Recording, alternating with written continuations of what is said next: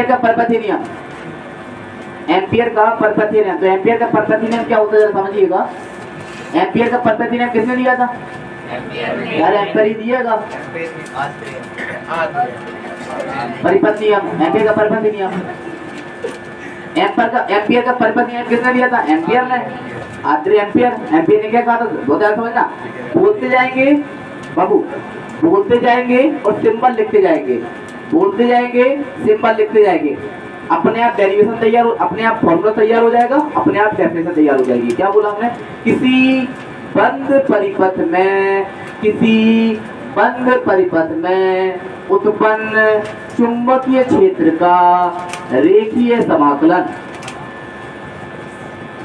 किसी बंद परिपथ में चुंबकीय क्षेत्र का रेखीय समाकलन उस बंद परिपथ में कुल धारा का म्यू 0 गुना होता है। हो गया सर? देख लो क्या होता कि किसी बंद परिपथ में, किसी बंद परिपथ में, किसी बंद परिपथ, कोई बंद परिपथ है, किसी बंद परिपथ में उत्पन्न चुंबकीय क्षेत्र का रेखीय समाकलन उस बंद परिपथ में कुल धारा का म्यू 0 गुना, गुना मतलब मल्टीप्लाई, म्यू 0 गुना होता है। In a close circuit the linear entry, या जीवानी थ्योरम तो मैं कुछ ऐसी नहीं लग रही जैसे तुम्हारी गॉस की थ्योरम हो। तो बेटा ये दोनों दोस्त थे,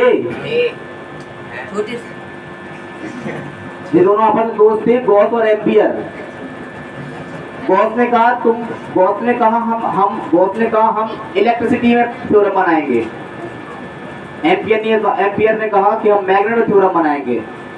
दोनों ने कहा तो हमारे वाले भाग में नहीं घुसना, तुम्हारे वाले भाग में नहीं घुसेंगे, लेकिन दोनों की डेफिनेशन एक जैसी, दोनों डेफिनेशन एक जैसी है। अगर याद हो आप लोग को, गॉस की थ्योरम क्या होती है? गॉस की थ्योरम इंटीग्रेशन क्या होता? किसी बंद परिपथ में उत्पन्न का रेखीय समाकलन उस बंद परिपथ में कुल आवेश का बना ऐसा नॉट बना होता है। पढ़ा था ऐसे तो हुई है, उसी प्रकार तो ये ऐसी चीजें करें तो तुम्हारा ठीक है। किसी बंद परिपथ में चुंबकीय क्षेत्र का, किसी बंद परिपथ में उत्पन्न चुंबकीय क्षेत्र का रेखीय समाकलन उस बंद परिपथ में कुल धारा का म्यू 0 गुना होता है। सही है। इसमें अपॉन क्यों आता है? क्योंकि 1/4 पाई ऐसा नॉट होता है, इसमें म्यू 0 ऊपर होता है तो म्यू 0 ऊपर लगा दिया।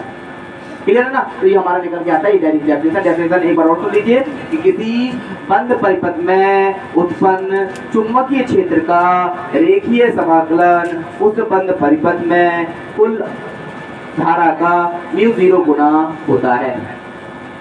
अब डेरिवेट करना है, डेरिवेट करने के लिए बहुत सिंपल सा है। मान लीजिए तार है, तार के बीच में कोई धारा प्रवाहित करा रहे हैं, मान लीजिए तार के बीच में कोई धारा प्रवाहित करा रहे हैं, धारा को मान लें हम आई धारा प्रवाहित कराइए, आई धारा प्रवाहित कराइए। अब सबको पता है ये तार है, एक तार है, तार में धारा प्रवाहित आई कराई तो चारों तरफ कितना धारा पहुंच जाएगी वो निकालना है। तो हम बात करें कि तार पर चुंबकीय क्षेत्र, तार पर चुंबकीय क्षेत्र, इसकी त्रिज्या कितनी मान लें? इसकी रेडियस कितनी मान लें? रेडियस होगी r, छोटा सा भाग लीजिए कितना dl, और करंट कितना टोटल I। ठीक, तो हमने मान ली तार पर चुंबकीय क्षेत्र बेटा कितना निकलता है? In a wire magnetic field B equal to कितना? V0.2 pi I upon r। सब लोगों ने पढ़ा V0.2 pi I upon r पढ़ा। अब हमें क्या निकालना? B dl निकालना है, तो लिख लीजिए हमें निकालना है इंटीग्रेशन B into dl।